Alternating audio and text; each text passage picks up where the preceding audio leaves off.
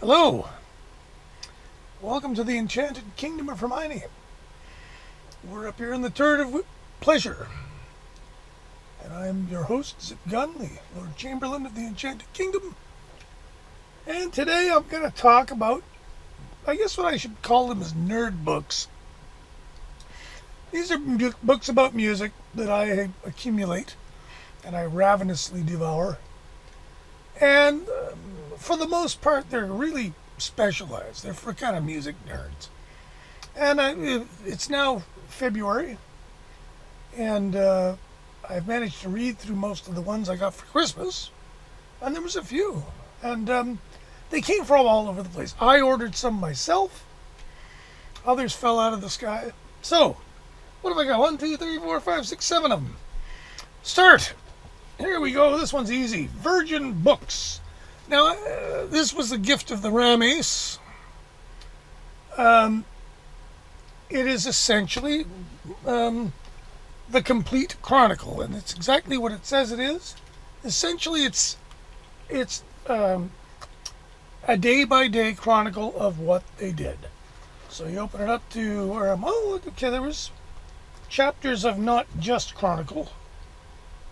So there's intervals of, whatever, but 1968, Thursday, 4th of January, recording mixing CBS, Faith in Something Bigger completed, 14th January, the track lay unissued until John remixed the 4-track master into stereo for inclusion on odds and sides. So it's a great reference for Who fans. Now, I think Roger Daltrey, he did a forward, and Chris Stamp. So it's from the, horse's mouth. It's not exactly a storybook. It's probably more of a reference to look stuff up if you that gig or. In fact, I'm going to test something right now because I can't remember the exact date. But where were we looking at here? 68. Of course, it's not very well laid out as far as all that, because where is the year? Okay. I'm going to see if I can find their, I believe it was their second gig in Canada. Okay, Amazing Journey. 189. Let's just see. Let's just see how good this really is. Now, I think I already have this on a big fat arsed. Oh yeah, here we go. So 1968 starts with a little essay about sort of what was going on. Fair enough. Let's see. Okay, yeah, I was looking at that. Now, Australia. Let's see if I can find them in Canada anywhere. I'm pretty sure it was must have been 68. I think they played Vancouver. Oh, here we are. The Agrodome, Canada, March the 1st. Okay, and that's all it mentions. This was the gig that my friend's older brother Larry went to see, changed my life, so there you go, handy thing. Yeah, and I've yet to really find a definitive Who book. I've read the Keith Moon book by Dougal Butler, which is great entertainment, and I read Pete Townshend's book, which didn't really work for me, and so I'm still kind of looking for that. One thing I don't need to look for anymore is a definitive biography of the late, great George Martin. Now, a while back, and I can't for the life of me remember where I found this. I think I got this in Munro's Books in Victoria. And, the early years, George Martin. Well, shit, I'm going to buy that. Chicago Review Press, which is a good publisher. I don't know this fellow, Kenneth Womack. However, this was really interesting, and it's pretty comprehensive for anybody who's coming at this guy from their, love of the Beatles. He did a lot of interesting stuff, much of which had very little to do with pop music at all. A very versatile musician. A gifted producer, recording engineer, really. Had a very open mind. when this book came out, I really liked it. I was like, gee whiz, too bad there isn't a follow-up. And maybe I wasn't looking in the right place or whatever, but it turns out there was a follow-up. And needless to say, it's a whole lot bigger than the other one. And I bought this just over Christmas. Sound Pictures. The first one's called Maximum Volume. The Life of Beatles producer George Martin. This is the later years. The early years cover his first 40, and the later years cover his, I guess, his last 40 maybe. 66, 96, last 50. This has the bulk of his Beatles work in it. And if I have a complaint, and it's probably not really a legitimate one, and I'm going to have to read it again maybe, it's that they concentrate rather more on the Beatles than on the rest of his career. A lot of his stuff doesn't really get much mention, like the Paul Winter concert gets a mention. But that's really all about there is. And there's not a lot about his recording studio in Montserrat either. It's in there, of course, it's detailed, but there's not a lot of detail on it. So that I kind of maybe wish was a bit different, but I don't know. Having said that, I can't believe there will be a better book about George Martin written. As time passes, the people who worked with him, pass away and whatnot.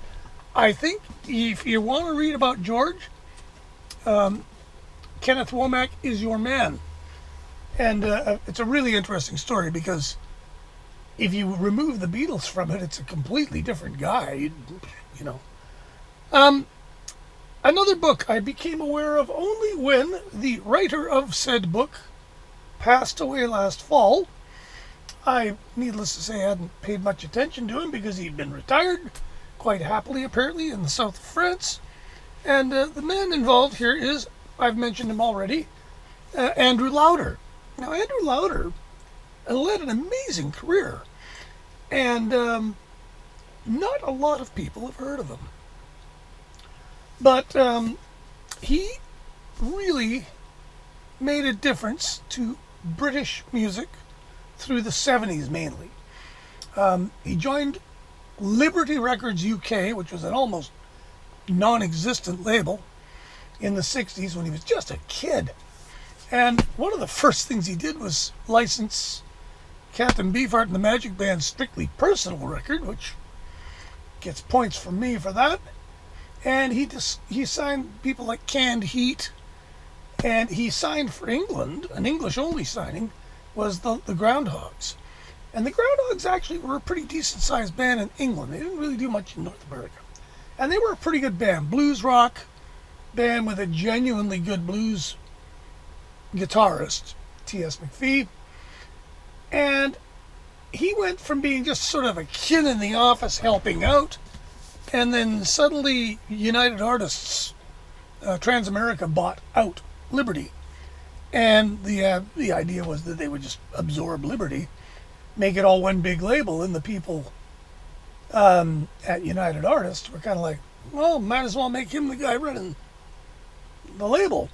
And before too terribly long, people were trying to poach him from UA.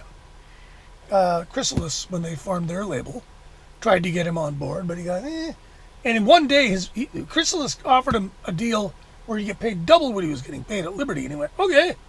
And he went back to UA, and they said, well, we really need you. We'll double that. So he got his pay tripled or quadrupled in one day. Nice work if you can get it. He stayed with UA for the whole, pretty much, of the 70s. And UA signed Hawkwind and Motorhead and Can and Amon Duel and lots of Dr. Feelgood, who were big in England. They did really well in England, and stuff that made a difference. Brinsley Schwartz and then finally when punk came along, he signed the Stranglers, and he was in the running for the Buzzcocks. And the Buzzcocks had a really good offer from I forget whom, very fat deal from I think it was CBS. Could be wrong. But they went, you know what though? But UA is run by that guy. He signed Can, and he even admits, he says, I didn't actually really sign Can. Siggy Locke, who did their stuff in Germany, signed Can. He just sort of signed off on it because he thought it was a good idea. And same with Amandul II.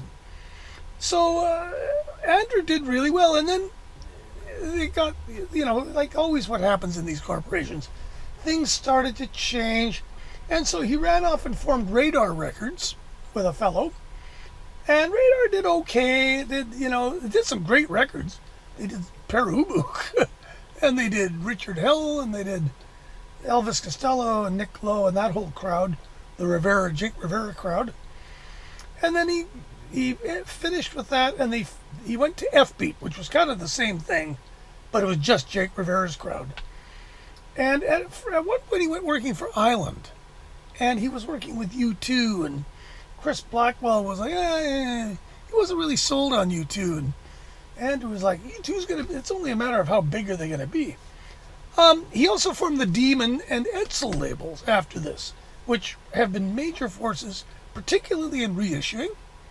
And he's just gone through his career sort of hitting it out of the park. And the stakes got kind of smaller and smaller. The stuff he was putting out was only selling, 10,000 copies. And he was signing people like Loudon Wainwright, but really good people that deserved record deals. Buddy Guy, John Lee Hooker, people like that. He died. He wrote this book. I think, the way it is meant to look, anyways, it looks like he wrote this book or finished it anyway, 2 weeks after his wife died, his partner of many, many years, which must have been tough, and he himself passed in the fall. I'll bet you've never heard of him, Andrew Lauder, but as big a name as Chris Blackwell or one of the big A&R names of England, and a really good. It's not the great. He's not the greatest writer. It's a little bit bland, and he's extremely modest. He seems like a lovely chap. He's fairly frank about things like how much dope they all did, and when you're dealing with people like Hawkwind and Motorhead, you just can't beat around the bush. There was a lot of dope there. But he's not judgmental or anything, and he seems to have been very well liked by everybody in the industry. So, highly recommended if you can get your hands on it. And another one that came out, that's actually been out a few years. I didn't know it was out. This just came out. This is absolutely a brand new book, pretty much. And this one's even more fascinating because the man in question, one Derek Shulman. Now, you may have heard of Derek Shulman. Derek Shulman has led two slightly connected but widely divergent careers in music. His first career in music, he was the lead singer for the great prog band Gentle Giant. And Gentle Giant, you either love them or you hate them, really. I love them. I think they're great. They were one of the most accomplished progressive rock bands. They were just talented to the get-go. They could do all kinds of amazing stuff. Musically, they were fantastic musicians. They would do 4-part harmony madrigal singing live on stage. All kinds of crazy stuff. They could also kick ass pretty good. They had a great keyboard player who had one of the greatest organ sounds you'll ever hear. Really solid rhythm section. 3 brothers, the Shulmans, Derek, Ray, and Phil, were the core of the band, plus keyboardist Kerry Minier. Guitarist Gary Green was on for most of the haul, and their drummer ended up being a guy named John Weathers, who was just a really, really solid drummer. He ended up after about album number 3. Gentle Giant did not do badly, and this Giant Steps, of course, play on words here. And the Gentle Giant career takes up how much of this book? I'm just going to quickly look. Probably I'm going to say 2/3. And it's really interesting. There he is in full rock star mode. the book begins with a rather harrowing description of his father's death, which is actually quite touching and effective, and it kind of explains why he basically didn't do drugs and or drink. Their band was pretty straight. When did he turn into an A&R guy? Okay, well, that much is his A&R career. So 2/3 of the book is Gentle Giant, and Gentle Giant finally just ran out of gas. They were one of those bands. They're admirable because they made a lot of records. Most of the records are pretty good. A couple towards the end, they were trying really hard to kind of cultivate a new audience. That was a bad idea. Giant for a Day is a dreadful record. And then they kind of rebounded for one last kick at the can, a record called Civilian, which is actually pretty good. But it was completely out of tune with the times, and nobody was going to turn around and suddenly discover Gentle Giant. And so they finally just said, you know what, we've been at this for 10 or so years. Maybe we'll just sort of take a break. And so he was in LA at the time. They normally lived in Southampton through most of their career. They had always recorded on a very tight schedule. They had a tight budget. They never went over their budget. They always broke even on tour. And so they weren't making zillions of dollars, but they were making a living. And they were on Chrysalis towards the end of their career. Chrysalis ran a pretty tight ship. And they were the kind of band Chrysalis liked because they didn't waste money. They weren't rock stars. They didn't trash hotel rooms, none of that kind of nonsense. And so right up till the end, Chrysalis stuck with them. And then the band just decided, okay, we're going to hit it on the head. So Ray figured, well, what am I going to do? So he started sniffing around the edges of the music industry for a job. And by nook or by crook, ended up joining the good folks at Polygram at the time. And Polygram is a funny label. They had bought Casablanca, which was kind of a mistake because Casablanca had done great business with a bunch of soundtracks, but of course soundtracks were just one-shot things. As a label for developing talent and stuff, they were kind of useless, and they turned into a huge money pit. But Derek went in and started to do selective A&R stuff, and pretty much the first thing he came up with was Bon Jovi. And of course Bon Jovi took right off, and this sort of established him as a bit of a wonderkind. And he ended up, who else did he do for Polydor? Cinderella was another one who did really good business. I mean, they did a lot of money. And so what then started happening was he started getting talent, what do they call it? Like talent rated. And after a little bit of time at Polydor where he really got them kind of moving, he went to Atco. And Atco had been sort of it had been a little bit dormant, sort of. It didn't really have much of an identity. It had been the white rock label for Atlantic all through the late 60s, and then it had originally been created for Atlantic original partner Herb Abramson, but he had then demanded they buy him out. He couldn't make anything work there. And so then it became kind of like the white rock label. So all the stuff they licensed from Britain, they put on Atco and Iron Butterfly and stuff like that. And but then in the 70s, they didn't really know what to do with Atco, and I think Roxy Music ended up on Atco. There's a Sonny Chirac record on Atco, which really makes you wonder. And most of the bands in the Atlantic group at that time went to Atlantic. They brought in Derek, and one of the first things he did was he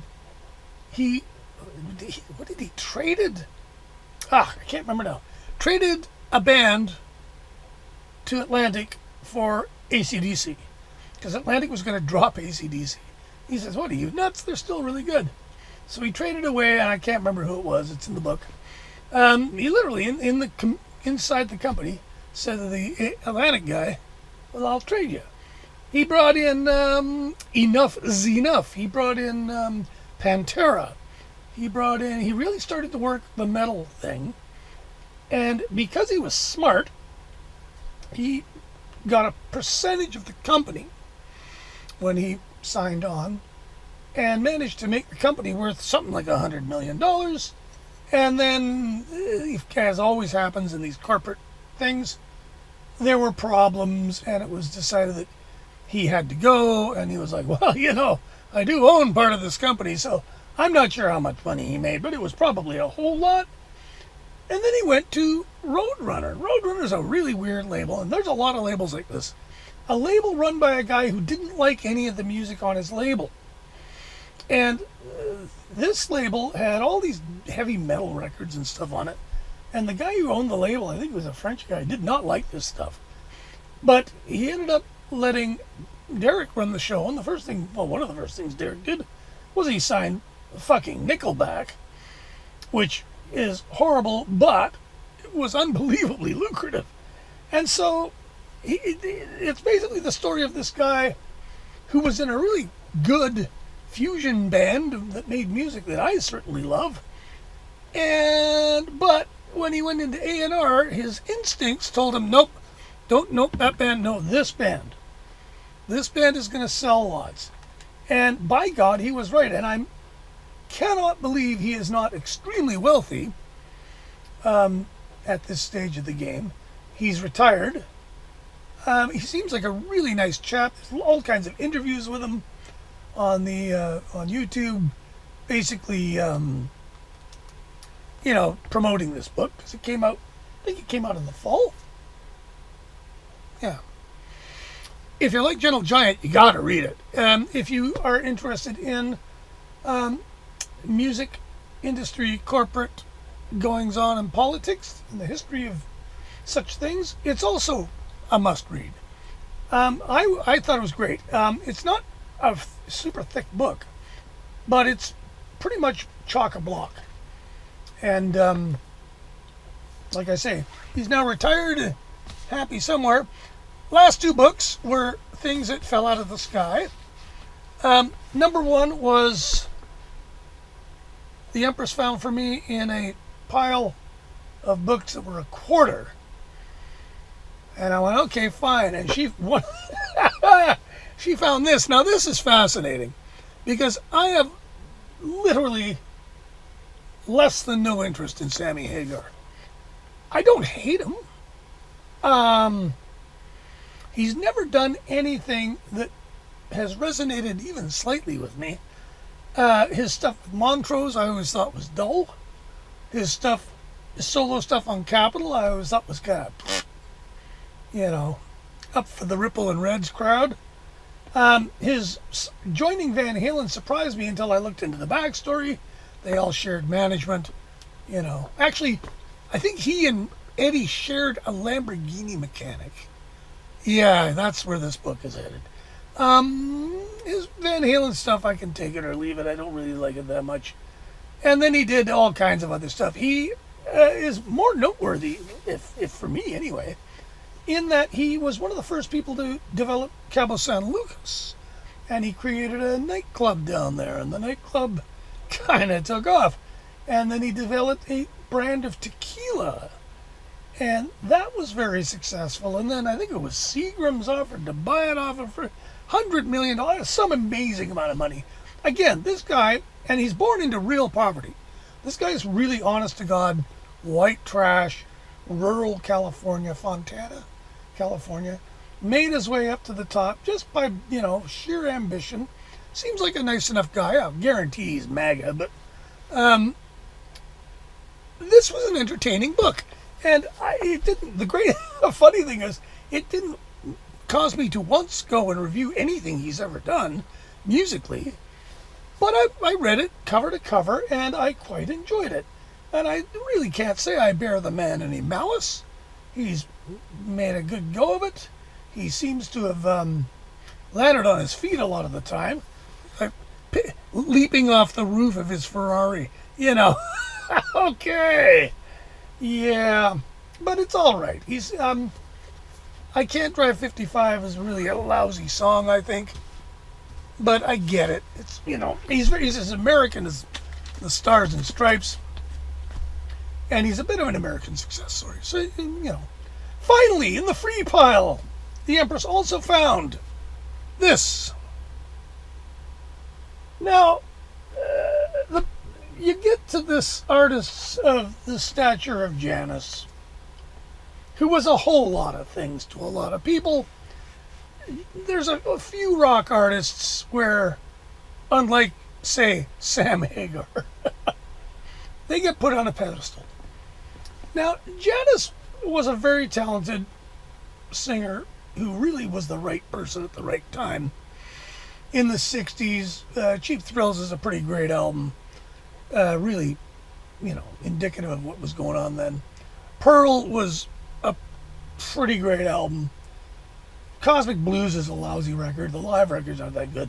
And really, if you look at it dispassionately, Janis was a really fucked up person. The obsessions and passions of Janis Joplin. So what he's really trying to say is, this guy is like the Albert Goldman of Janis Joplin, I should say. I don't know how deeply I'll go into this. I felt kind of dirty just reading it. Every lesbian affair, every boy she picked up, detailed lovingly by this creep. Not a lot about music in it. I mean, there is, but it definitely takes a backdoor to the steamy lesbian sex scenes. There is, if I remember right, there's fully a paragraph in this book describing Jimi Hendrix's penis in detail. So you get that, probably tells you what you need to know about this book. I'm throwing it away. I feel just wrong putting it in the free pile, but I suppose somebody somewhere will derive some pleasure out of it. I felt kind of sad. Made me want to go listen to Move Over in quad. But really, it's a sad story about somebody who, a woman who just felt she wasn't beautiful, and even though she was unbelievably famous, she felt alone and ugly, and there was a lot of lousy men out there that took advantage of her, and she ultimately just turned into a drug addict and overdosed. So it's not a very happy story, and of course he details the end as graphically as possible, which I thought, is unnecessary for my purposes. I barely made it through this book. I mean, I actually stalled and put it aside and went back to reading my George Orwell biography because it was just too awful. But anyway, there you have it. New books. Some of these are you want to read them if you can find them. Andrew Lauder's book cost me $30, and the Martin book was about $30. The Shulman book, I think, was actually even maybe more, but it seems to be self-published. I think he put it out himself. So I went out of my way to buy these books because they're on small publishers, and if people buy them, then maybe some of the other people in this industry will write books, because I know there's, can you imagine if Dave Edmunds wrote a book? Gah! Or any one of a number of different people. I may do a review of books that I've got by very unlikely people, some of whom are great. Some of these books, you're like, yeah, thank God. But that'll be for another time. Thanks for watching. Don't forget to subscribe and like and get the notifier to notify you and all of that stuff, and we'll continue with all of this gibberish. The sun is coming out here in the Enchanted Kingdom, so I'm going to go bask in it for the 10 minutes it will be here. So, we will talk to you later. Take care of yourselves, take care of each other, and don't take any shit from Whitey. We'll talk to you soon.